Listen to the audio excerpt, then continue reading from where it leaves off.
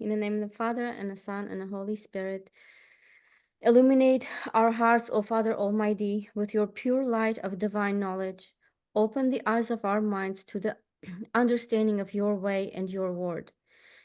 Implant in us the fear of your blessed commandments, that tramping down all carnal desires, we may either enter upon a spiritual manner or of living, both thinking and doing such things as are well pleased in your eyes.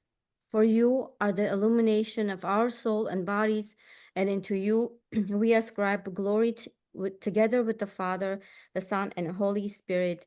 Amen. Thank you, Yeretzkin. I would like to welcome everybody to our third session of the Vemkar Fall Lecture Series, Be My Witness.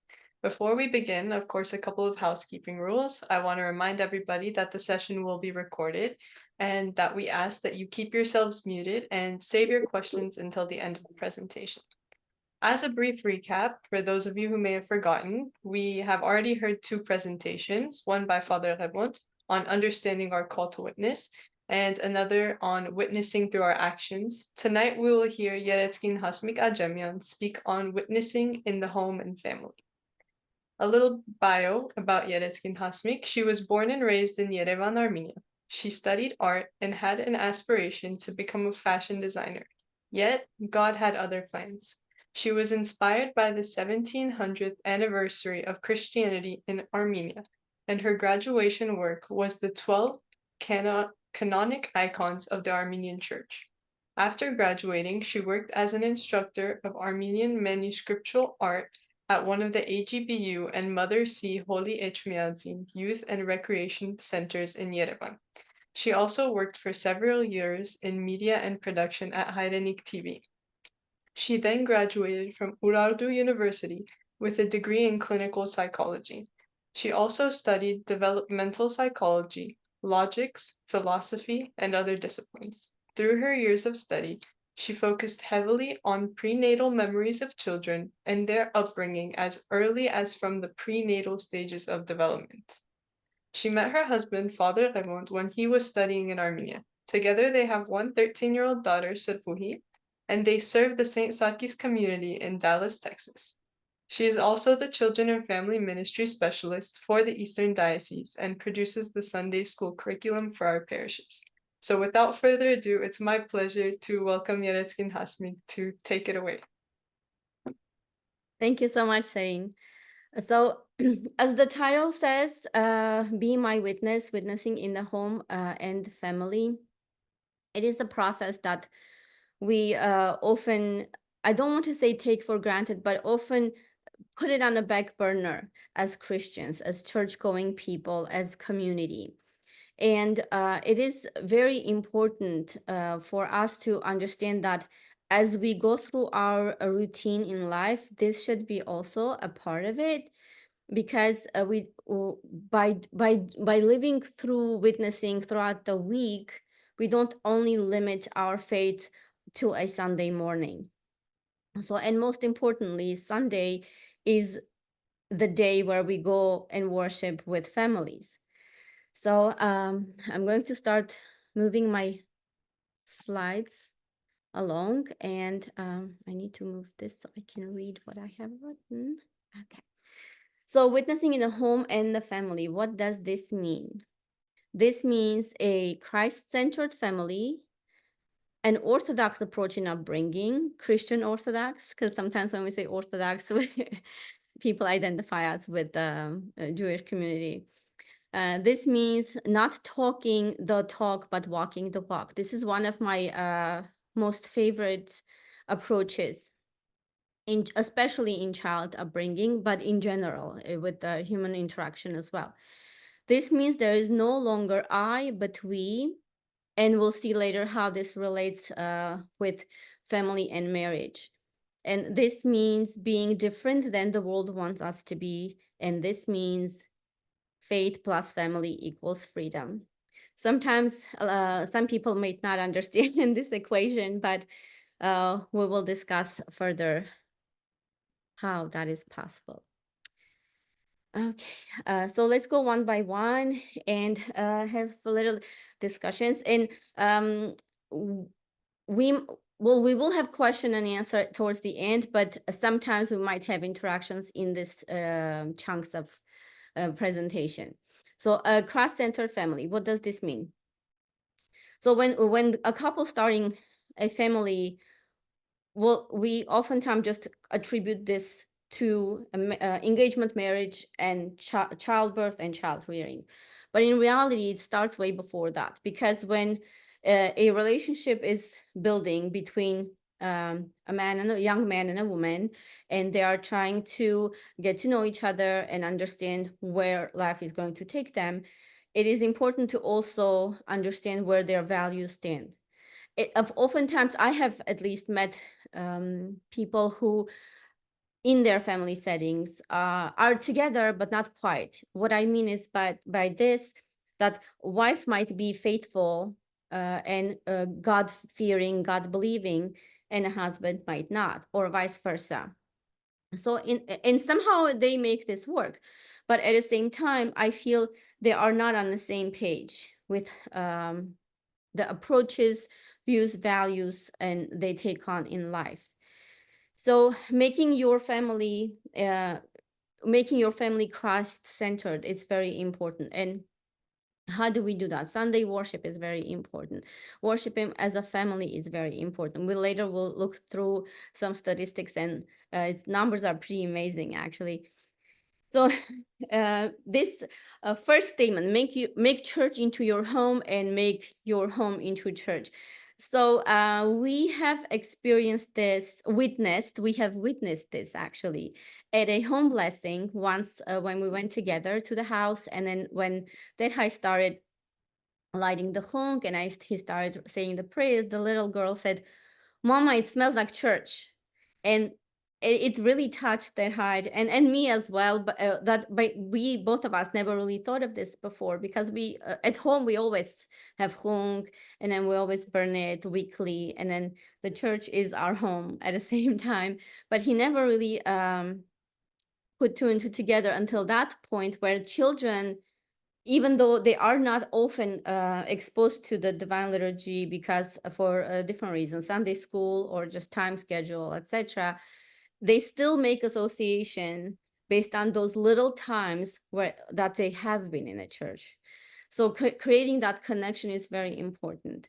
So burning incense is not just one way. You can also have icons in a house. You can have um, Armenian houses. I haven't seen any house that doesn't excuse me, have a manuscriptal art or a khachkar.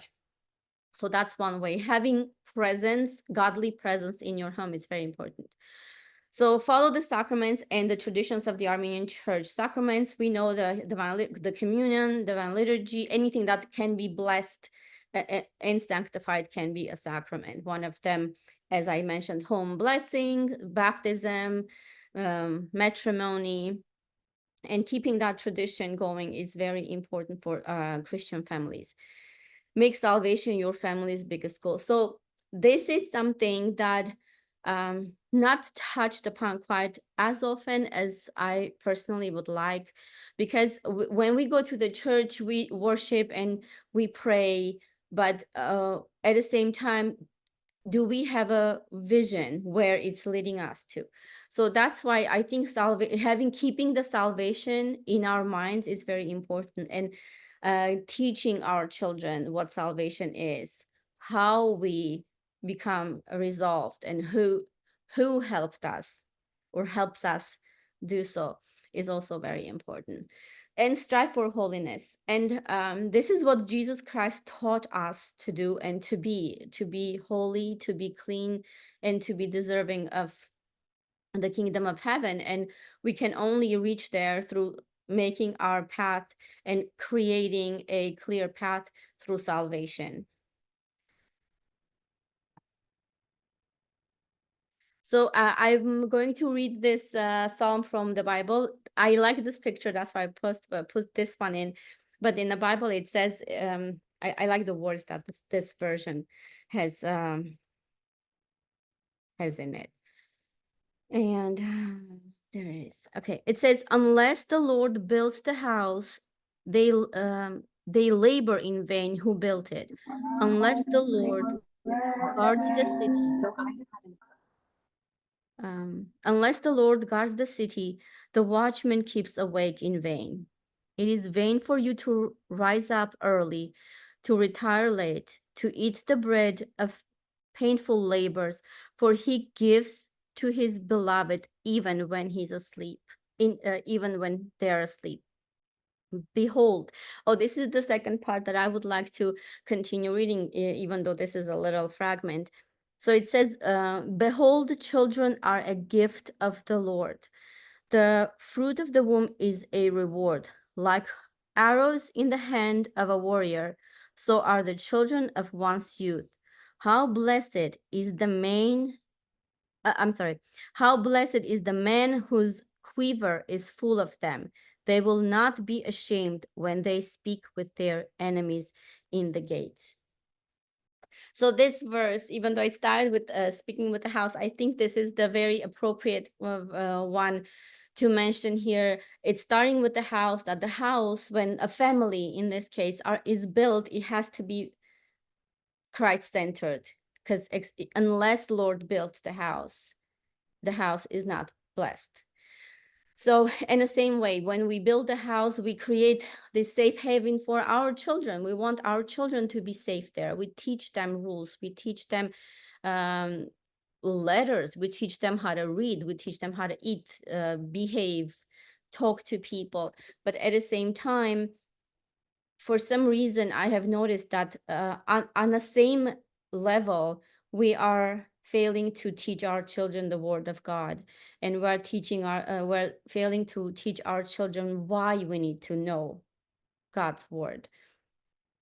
So that is why I think it's very important to focus on child rearing. And actually, before even having children, it's very important to agree on that, to make sure that both parents are on the same page, so the child isn't really confused. Because when one parent has different view and another has different view, children tend to gravitate towards one that is pleasing or comfortable for them at that particular moment, and oftentimes it's the other way around. It's not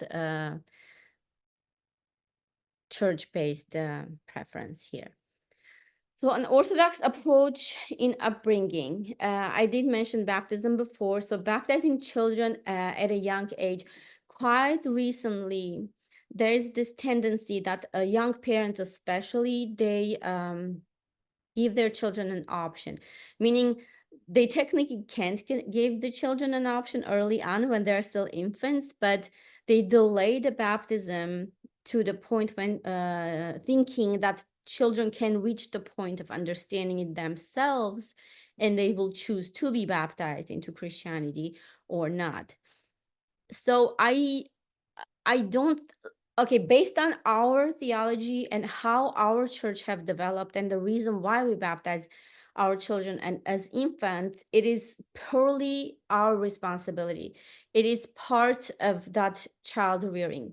What I mean is, when we are baptizing the children when they're infants, we don't leave them baptized and don't do anything with their spiritual upbringing up until they get to the point of understanding it themselves. Because if that's the case, why don't we do this same thing about going to school, about brushing the teeth, about eating a healthy meal, about dressing appropriately? So it's technically the same thing. So imagine a parent says, oh, you can just do whatever you want until you reach the point of understanding that whatever you're doing is wrong. So I think that's very important to baptize our children and raise them as Christians, because um, that factor that we are giving the treasure of godly knowledge to our children is undeniably valuable. And we may even, every single one of us may have a story that is inspired by a particular event early on in their lives, or an example. So and later, if you have those stories, please share, because it will be very inspiring for those who are present. So bringing them to the church, there the community, this question is producing, let's say, two armies or divisions. Do we need to have the children at the church at all time, or Sunday school? Basically, it becomes a Sunday school versus church. Even though I do like the concept of Sunday school, I personally would prefer for Sunday school to be before or after the church.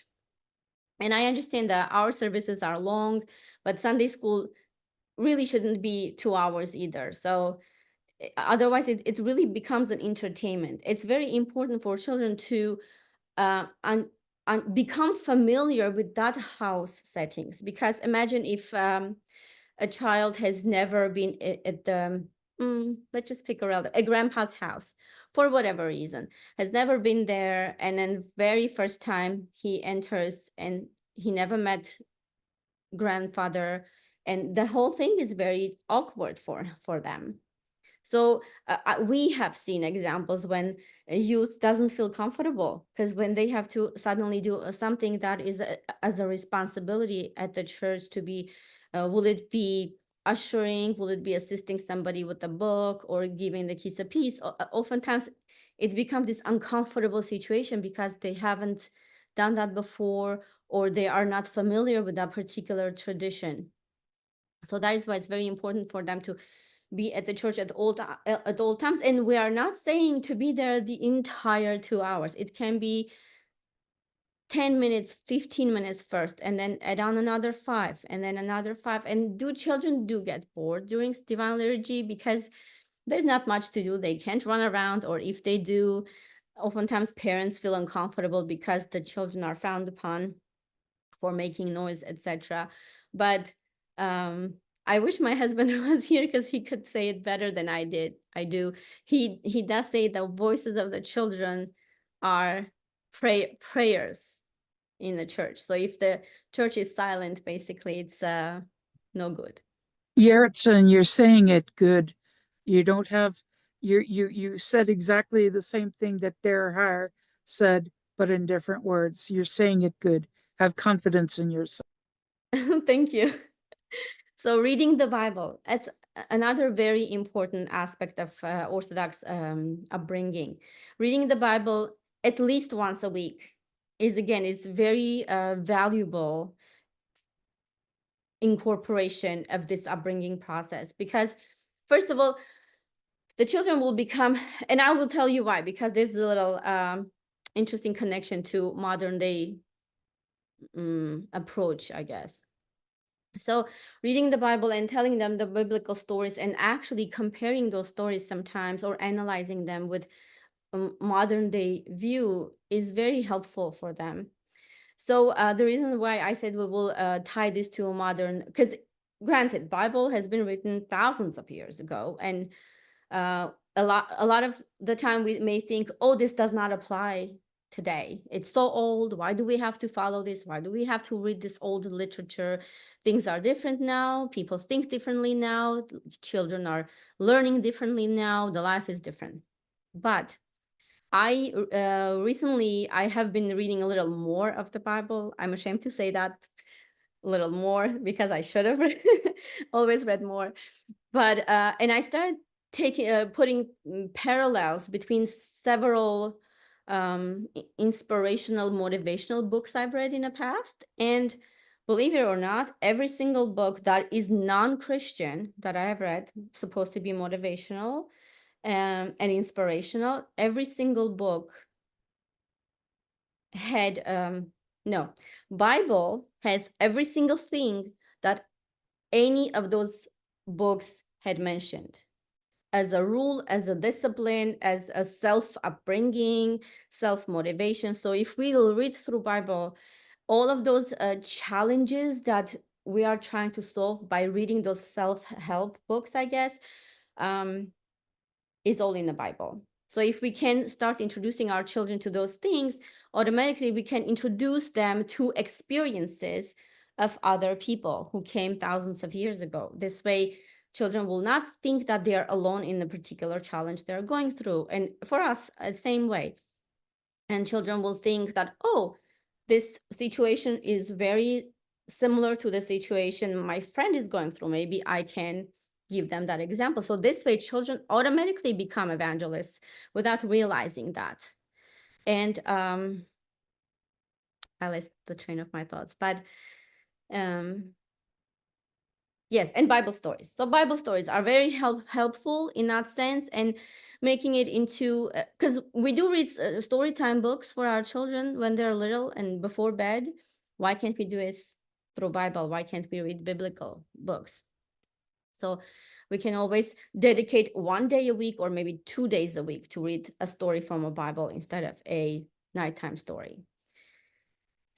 So introducing them to the lives of saints. When I put this point here that I said people might be interested how and when and where, but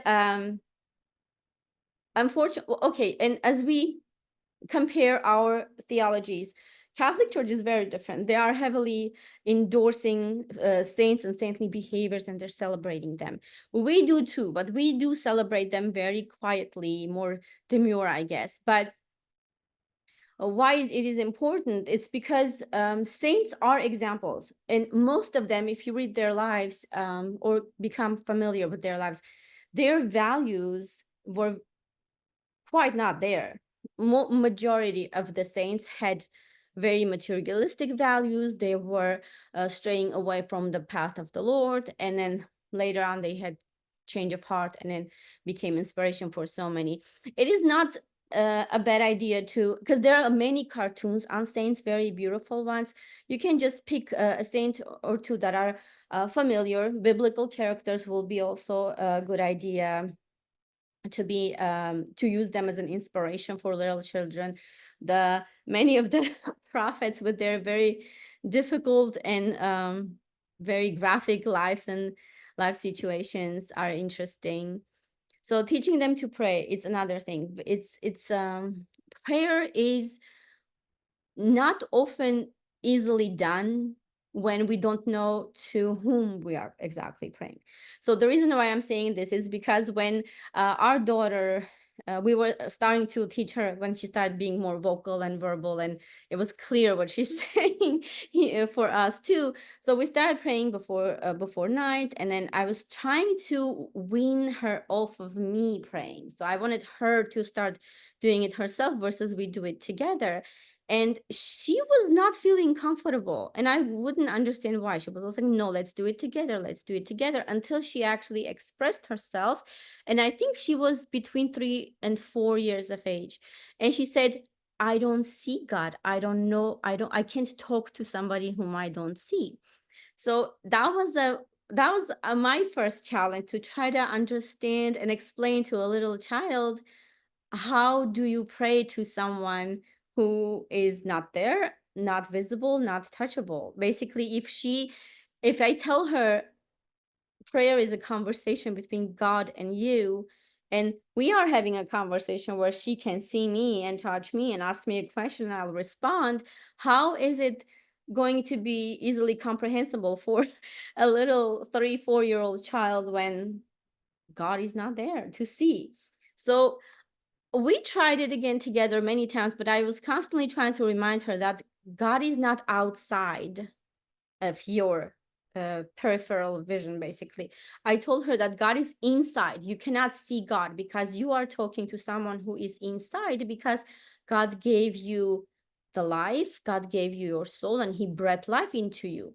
That is why that part of Him is in you, and you have to connect with Him through your prayer. Will it be silent, and or will it be loud?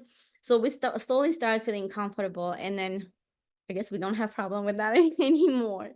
And throughout the years, and she's 13 now, I have seen behaviors where she truly maybe she's not even praying every night, but I discovered recently by her bed a little prayer request list that she's collecting. And I have never seen her asking requests to people, but I believe when she's hearing conversations, or at the church somebody is asking that her to pray, she just adds, if she knows that particular person, she would just add their name on her little list. And that is not our doing, that's completely her doing, and that's completely her desire to be connected with the Lord and her little self-guided Bible studies that I wish I did myself. But Well, I wanted to mention that Der hires a little book that he keeps in his shirt pocket, and he writes down prayer requests on yeah, that. yeah, that's also can be a learned behavior. She might have seen it a long time ago that he has done it, and then now she thinks it's an important thing, and it gives her joy to do so. So why not? And praying continuously. This is an interesting topic, because this alone can be presented on a separate matter. And praying continuously, what does this mean? How can we pray continuously? Does it mean we do not ever interrupt our prayer thoughts? Does it mean we have to constantly just sit in a corner and pray? No, that doesn't mean that. Like, I try to do this during the day, especially when I get distracted, my thoughts wander away, I cannot focus. It's just the Jesus prayer is very helpful in this situation. So we can start with our morning prayers, and then in the middle of the day, just say, Jesus, Son of God, have mercy upon me, the sinner. And then go on and go forward. Just simple remembrance that gratitude is the best attitude, I think, in this case, because just simple prayer of gratitude for the light of the day we are seeing, for the food we have on our table, for the health of our children and family members. Those are continuous prayers. A lot of the time people may do this already without realizing that they're doing. So we can just keep track of it oftentimes and just increase a little more every so often. So next, okay, this is our little Sarpui when she was curiously wanting to climb that stairs, but we know she can't. So children are the flowers that grow in the sensual meadows of Christian marriage. This is said by Saint Clement of Alexandria. It's a very strong statement, I believe, and this make me think of an example. So a lot of the people have plants in their families, right? So we do have a routine of taking care of these plants, because they depend on us. If we do not, especially when they are in the house, they're not out in the open, they don't have the free sources of water and light. So we have to give that to these plants. And same thing for the children. If we do not give them the necessary resources or source of the spiritual growth or spiritual food, are they going to become spiritual people? So that's one of the, I don't want to call it a challenge. I keep calling it a challenge, but it's not quite a challenge unless we make it. Because in reality, if we look at it from a different perspective, it is there. It's the same thing as we give our children food in the morning. Sometimes they don't want to eat it, but we still make them to have that very nutritious breakfast. Same thing with that. Why can't we just have them have a very short prayer before they leave the house, or say a very short prayer before they go to bed? Because we do make them brush their teeth before bed. So we should make it into a routine, but not into a routine that becomes a the English word is not coming to me right now, but not kind of a routine, but that A becomes ritual, maybe. yes.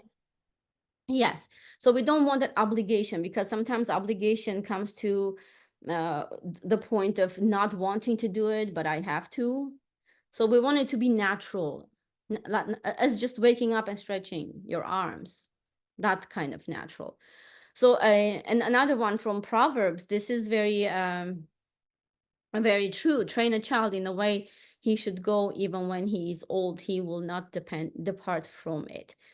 This one is a challenge, because this case is not solely involving the family, because family oftentimes may raise children a certain way with certain principles, but then there's this world that gives them seemingly the freedom they want to have. And that is why we will jump now to that last statement I said, family plus faith equals freedom. So that is the true challenge, because the matter of what we view as freedom determines whether we will live the life the way we should, or whether we will conform to the ways of the world. So let's go next. Okay, this. So don't talk the talk, but walk the walk. This is very self-explanatory, because I already mentioned many of the of these statements. What I mean by this, what this means is, I did paraphrase very famous statements here. Be the good, be the change you want to see in the world, be the good you want to see in your children. Live by example. Teaching by example is like the picture is worth 1,000 words. And in this case, the example, because you definitely become pictures because they see you. They see you, they assess your behavior, they assess your, even like children are very insightful. They can just x-ray you through your soul, and they take on everything at the same time. They're like sponges also. So by teaching by example, why is this important? Because if there's this joke meme I saw once, this doctor who's smoking tells the patients not to smoke because smoking can kill you. So this is it basically. If you are telling your child to be certain way, but you are not demonstrating that behavior, the doubt is going to enter in their heart. And doubt is the most destructing behavior one can ever possess, because the minute doubt gets in, everything else becomes a chaos. And that's why I like, I can't really recall where exactly it is in the Bible, but when God says, I didn't give you the spirit of fear, I think because doubt is the mother of fear. The minute you start doubting, you start becoming afraid of certain things, certain new things, certain old things. So it becomes a chaos. And one thing to be sure about where you are and how you are and with whom you are, it is by exactly following the right example. And that's why when our children see the right example in the house, in our homes, and then go out and they don't see it, but they see other children have seemingly more freedom of doing things, but they don't, that is what's creating the true challenge here. That is why being consistent in our spiritual behavior is very important. And when the challenges arise, it's always a good idea to seek the pastors or ministers' advice or assistance in this case. And it's very important to surround children with children alike. So those who are godly, those who love praying to God, attending the church, and it's a social contagion is everywhere, whether it's a good behavior or whether it's a bad behavior. So one definitely can learn from another.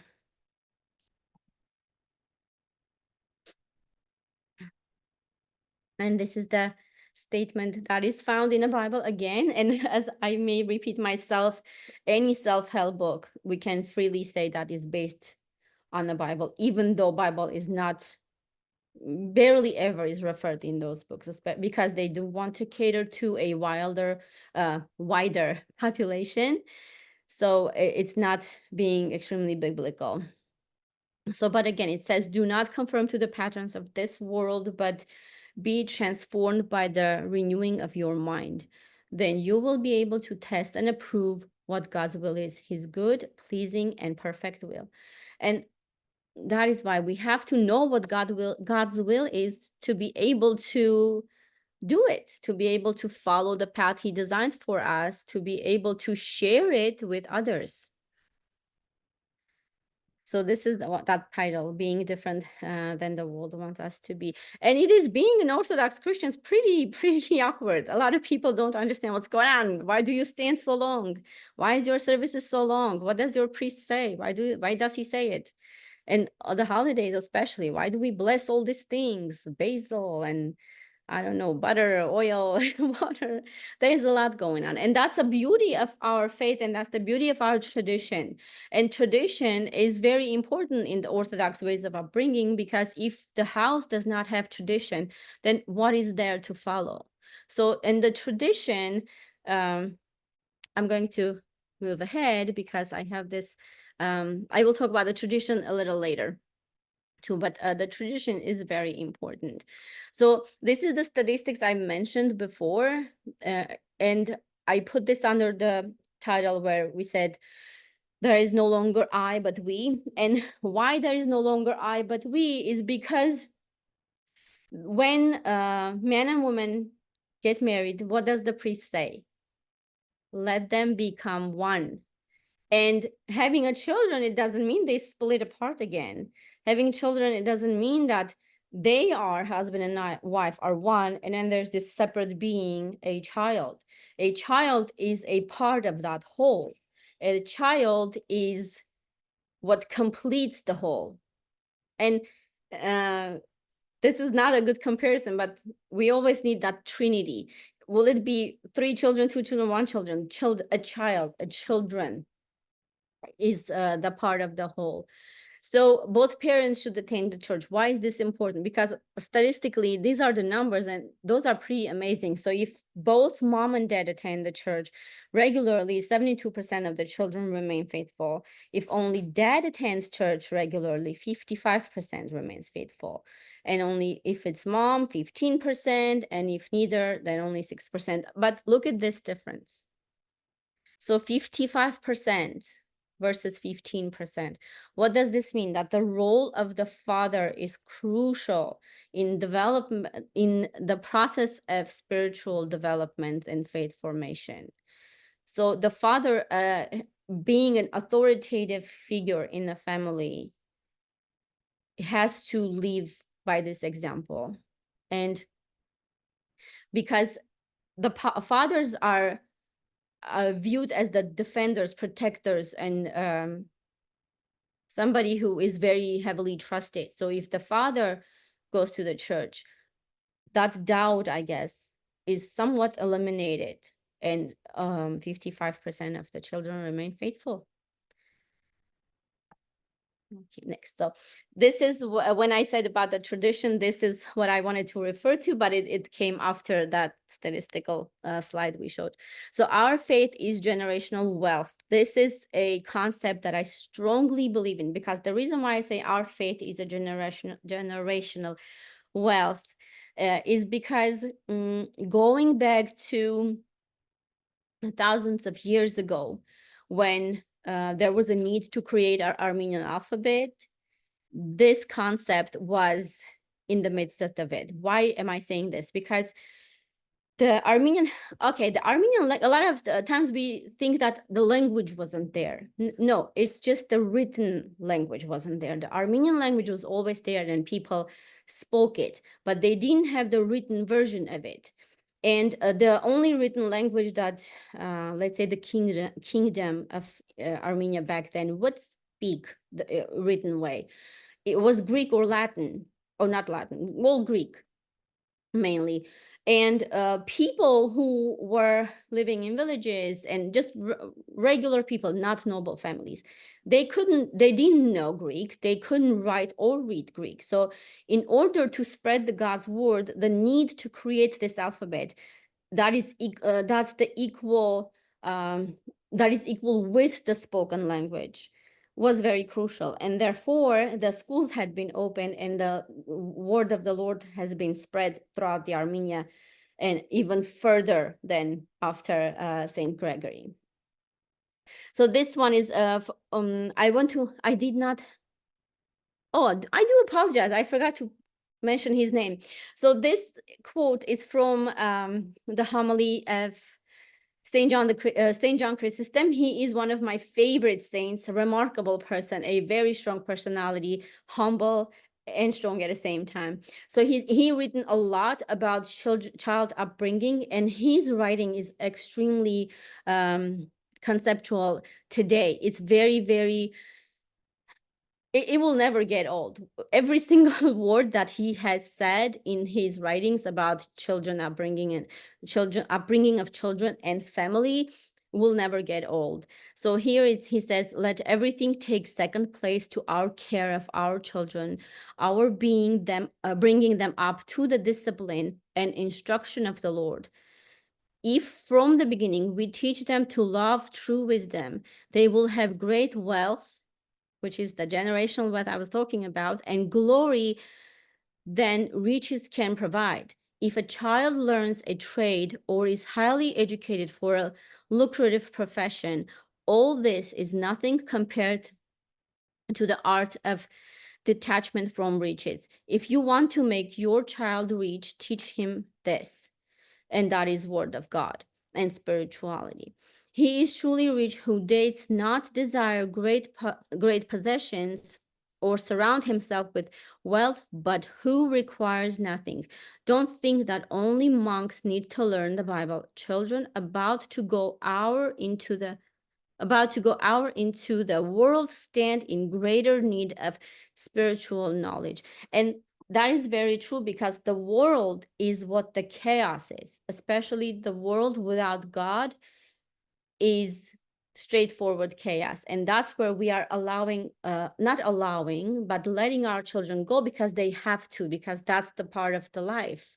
But if we do not give our children the spiritual weapons to be able to fight with the evil of this world, it is going to be difficult and challenging for them. The doubt, confusion, fear, anger, all of that is going to be enveloping their little spirits, little hearts. And I think that's where the rest of their troubles comes from. So the next slide is make the church top priority. Easier said than done. It is true. It's even true in our family's case, because years ago we had a little bit of challenge regarding this matter. But here's what it says. There is a 0.0296% chance that your child will become a professional athlete. Even less if they will become a famous celebrity. But there's 100% chance that they will be standing in front of Jesus. So and this needs to be done through salvation, through passing on that generational wealth. That is Holy Spirit, that is the Word of God, and that is the path to salvation. So what if I don't have children, or a big family, or a family who has children? Well, we don't have to limit ourselves within just the family, or our own kids. Going up, and not uncles, aunts and uncles can be examples for their nieces and nephews, for their godparents. So for Mother's Day and Father's Day, we always send a little card for our godmother or godfather, because they are equally as responsible for our child's spiritual upbringing and well-being. So it's not just within the limits of the family or close family members. So showing yourself in all respect to be a model of good work, and in your teaching show integrity, dignity, and sound speech that cannot be condemned, so that an opponent may be put to shame, having nothing evil to say about us. So that is again brings us back to that living by example concept, and that's the best way to do. And in this case, I want to say one thing, that I recently was having a conversation with somebody that said some people who have gone through trouble sometimes are having trouble after that trouble to return to the church or engage within the community.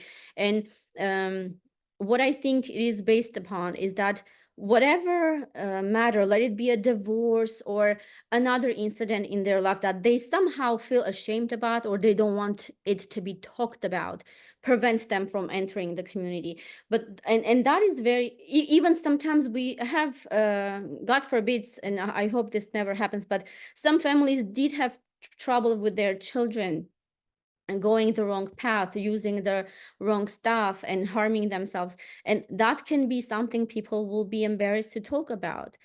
But that is why we need to truly forget about their past, just the same way we would want them to forget about our past. It is not really necessary to. And Jesus actually is the only woman who Jesus mentions in the Bible is the Lot's wife. And why?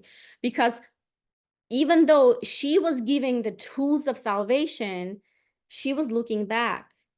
And the same way, we don't need to look back to others people's past, nor our own. The path of salvation is focusing forward, not focusing back. And having children making mistakes, having children rebelling against us, does not necessarily mean we have to despise them for it or be ashamed for it. And a lot of times, and I truly hope with prayer, children who stray away will come back to that path and will come back. But unless they know the embrace is open for them to be received, they won't be able to. And so this is mainly about teenagers, college, post-college children. So that is very important to start from the very beginning with love, but not demand, with cherishing their little souls, but not scaring them with God's punishment. Because God is not the one who punishes us, but he gives us the free will. This is where we're coming to that faith, family, and freedom. God is giving us the free will to explore and expose ourselves to matters of the world. But at the same time, when we know the God's path, we know God's commandments, we are the ones who are choosing where to go. Because, and why do I say, why do I have written this equation here, is because saying no, sometimes saying no to the world is what God wants us to do. And saying, to be able to say no is what truly gives us freedom.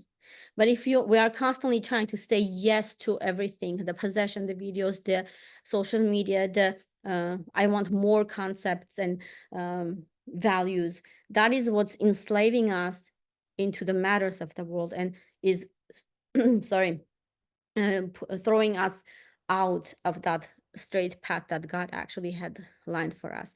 The obstacles, I sometimes visualize the path to salvation being a very easy, clear path that God has given us, because his message was clear. But the life, the temptation, the evil often throws obstacles in front of us, versus the God laid this very difficult path for us. It's not difficult. The word, his message was as clear as daylight, but evil always throws those obstacles in front of us to make us feel challenged, to make us feel angry, to make us want freedom that world would give us even more if we follow it. But in reality, just having God in our life is the biggest treasure. And that is why I said that our faith is a generational wealth and we have to pass it on. Thank you. So I joined I apologize for not being here earlier. I thank you for uh, Hasmik for leading us in this presentation. Do we have questions? Anyone have any questions for today's presentation?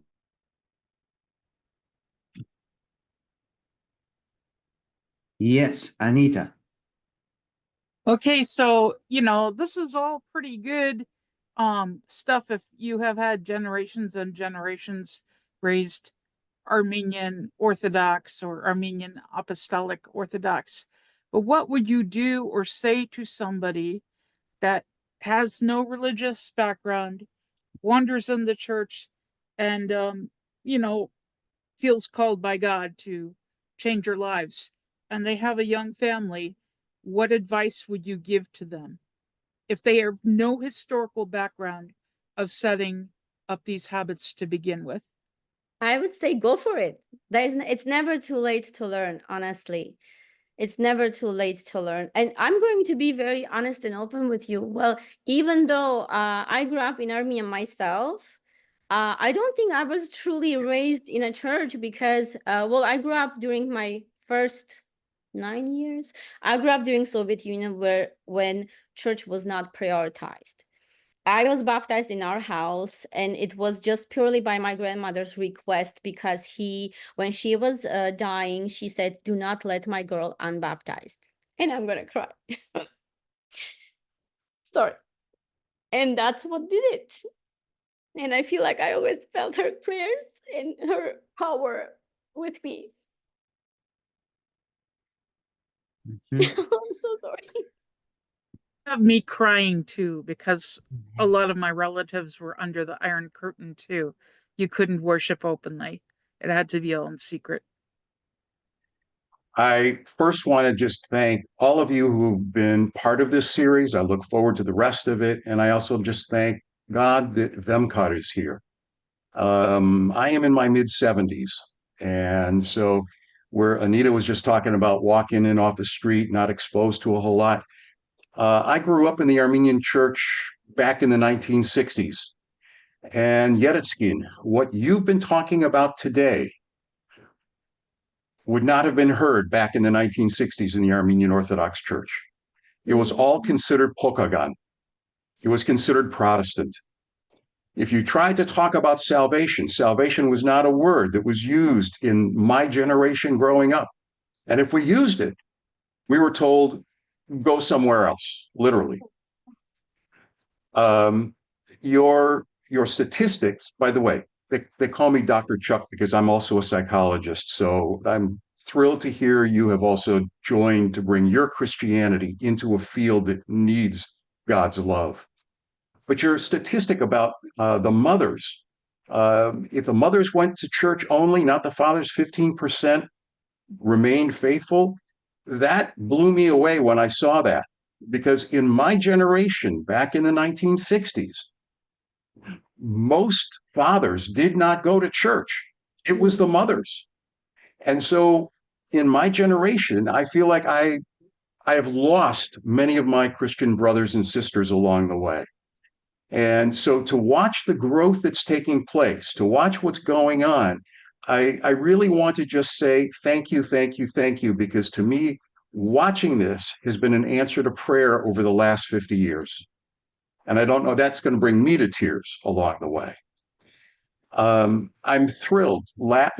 I was thankful for Father Hovland's first one, but Serine, you did a beautiful job last week. To watch someone as young as you are be able to share all that, to be honest, it knocked me off my chair. Because again, back in my generation in the Armenian Orthodox Church, Bible, only the priest was supposed to read and preach it from the pulpit. That was it. So I don't know how to say the Armenian Church has come such a long way along the way.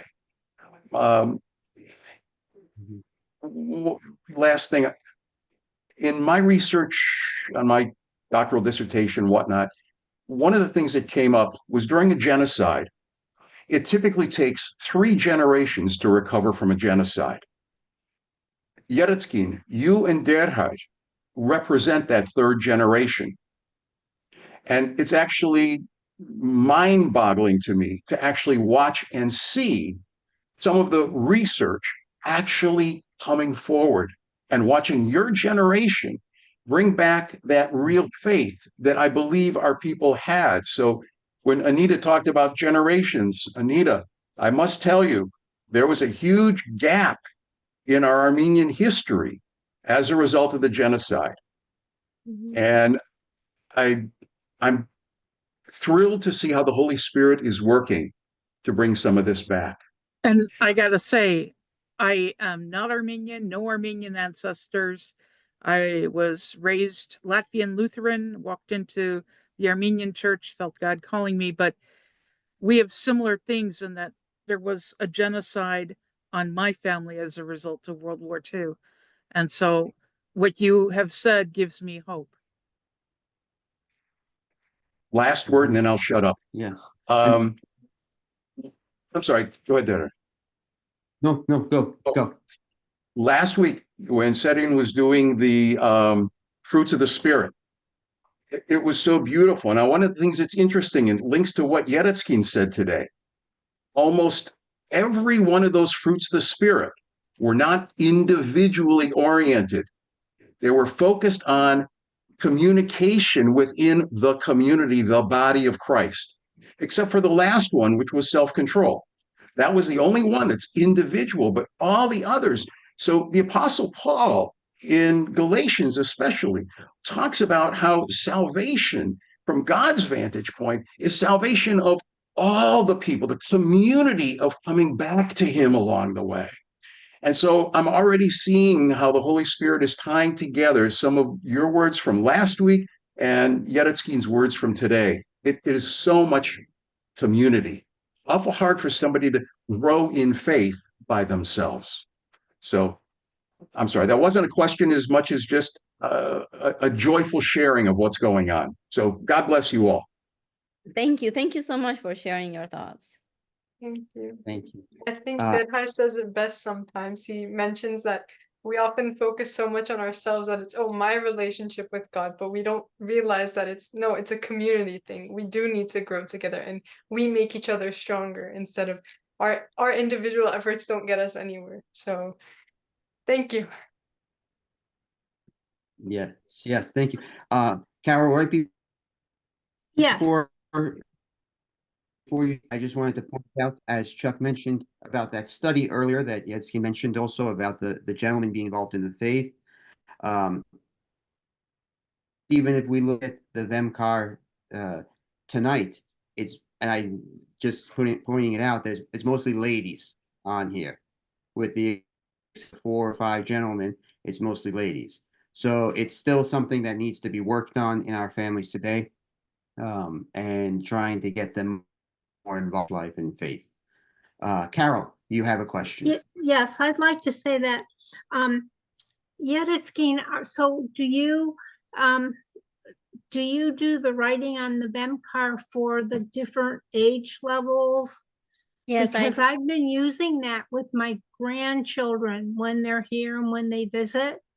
And it's you. excellent. It's you excellent. so I much. download it, I print it, and we talk about it, and I love it. Thank you so much. Thank you. I appreciate it very much. Yes. Especially there was one about the rainbow. And Excellent. now If there's when they make pictures, they make the rainbow and they talk about how it was God's promise to no more floods destroying the world. Right. Thank you so much. Yes, thank you. So we're going to wrap up now. I want to thank all of you. I unfortunately was not able to watch most of the presentation, so now that it's on YouTube, and once it's up on YouTube, I'm going to go back and watch it and give my Yetzkin questions if I have any. We look forward to seeing you next week. So keep in mind, next week it's not Tuesday night, because Tuesday night is election night. So we've pushed it back one day, Wednesday, November 6th. And we're going to have Miss Lisa Byron, who is from St. David's in Boca Raton, Florida. She's going to be presenting on the topic of overcoming challenges in witnessing. We've already spoken about understanding what it is, how we do it through, and then doing that through our actions in our homes and in our families in particular. But there's definitely challenges in witnessing, and we're going to discuss that next week.